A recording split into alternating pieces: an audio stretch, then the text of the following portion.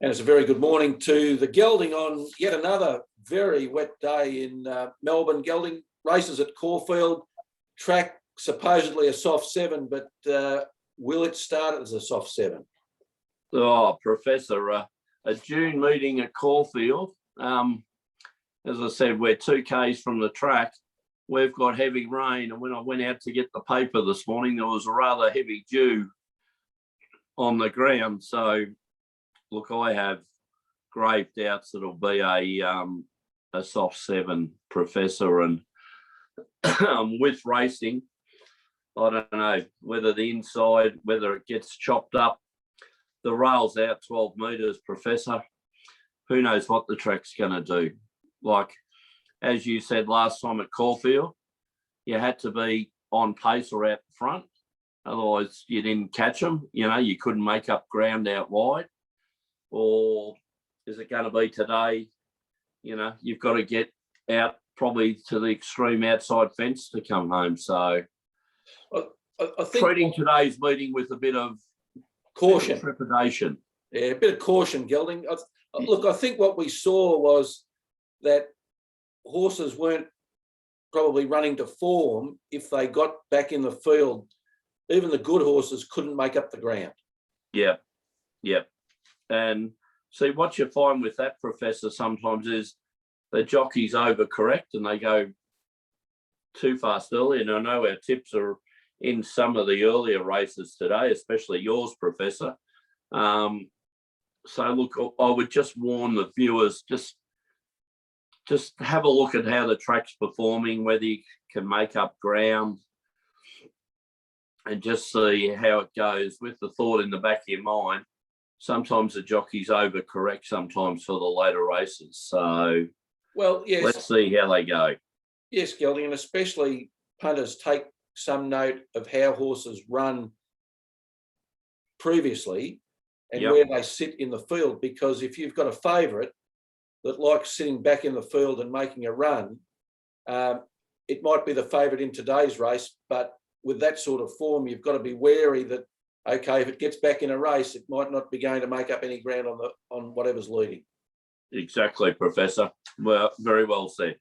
And yeah, Caulfield is a funny track for specialists sometimes, but it can change from being a leaders track to a backmarkers track week to week, you know. So let's see how we go. Now, Gelding, the very amateur turf club during the week, you were going to the races today, dining in style with some of your friends who reside in beautiful Pakenham area. But yes. That was derailed when the club announced via email that there would be no spectators whatsoever, no owners allowed at the track due to COVID restrictions. That email coming out after the AFL, after the NBL, after the A-League had all announced that spectators would be allowed. I know you and I spoke about it at the time and we couldn't believe that there'd be no spectators at racing today when you have the chance. And then yesterday, when it's all too late, there's an email from the club saying, oh, yes, we can have some spectators, but no dining. Now, how do you run an organisation like that, Gelding? Professor, as we were talking during the week, you do make me laugh. Look, the Melbourne Racing Club, where we will say we're both members. Yes. There was a racing personality many, many years ago. Before the Melbourne Racing Club changed their name to that, they were the Victorian Amateur Turf Club. And this radio personality fondly recalled to them as the Very Amateur Turf Club. And the way the committee has handled this week, where every other sport is coming out and doing it to do that, is just very much the club living up to their name, the Very Amateur Turf Club, Professor. Well, and Gelding, much disappointment to racing fans who've for ages now not been able to attend attend the track. That's one of the joys of racing, isn't it? To actually be there and be able to see the races rather than on TV, and to get like when you told me you weren't going, I just couldn't believe it. Professor, I think you know my thoughts on racing and committees. Racing Victoria is a professional organisation that runs the racing. So why do you need a committee at Flemington, a committee at Caulfield and Sandown, and a committee at Moonee Valley? Why do you need three? Why do you need three presidents, three CFOs, three general managers, three HR departments? To me, it's just businessmen and women without doing it, who just want to get somebody joy of wandering around and say, I'm on the committee of a racing club. Really, what do they do? As we said to you, we certainly know there's a legal person on the committee at Melbourne Racing Club. Yet, why does he need it whenever they go into any event choice, events? They have individual legal, they employ legal advisors. Same with accountants, the chairman's an accountant, but they still have a treasurer, and they still have the CEO still hires accountants to do that. Professor, it's just, my view, they're just not necessary. It should be run all by Racing Victoria. Yep. If each venue needs a general manager, that's fine. I put them in the same category, as I said to you, as city councillors and that. It's just people getting on these things just for an absolute wank. And I failed to see. And as I said, the very amateur turf club, as we found out during COVID, brought a bakery in South Yarra or Armidale and had to sell it at a loss. Like, how is a committee like that good for racing? Yeah. They're a racing club and they're investing in everything bar racing clubs. How hard is it to run a caravan event at Sandown? You wouldn't think very hard, would you? All right, Gelding. Anyway. We might talk a little bit more about it tomorrow on Sports Fan. Yes. Racing committees need to come into the 21st century, Professor, and probably are a thing of the past. All right, Gelding, what are your two red hot tips for today's meeting? Professor, as I said, with caution, my first bet of the day is what looks to be a very, very good up-and-coming horse, trained by Mick Price and ridden by Mark Zara. It's race 5, number 6. I'm Thunderstruck. Horse has had 3 starts for 2 wins and a 5th. So, Professor, again, just a slight warning.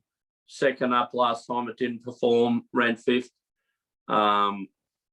It's a young horse, up and going, up in grade,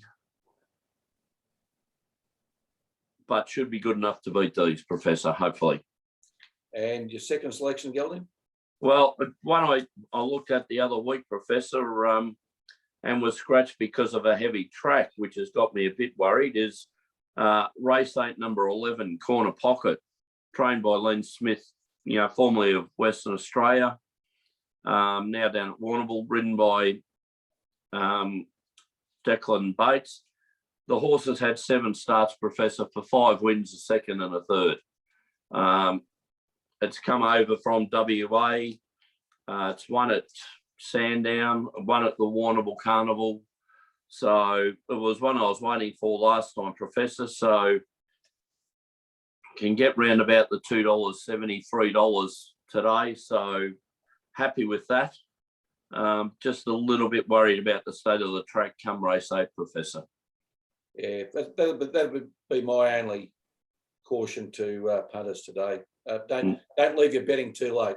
Yes. And your tips, Professor? Yes, well, I'm going to go early, Gelding. Race 1, the Unleash Your Ned's Toolbox Handicap.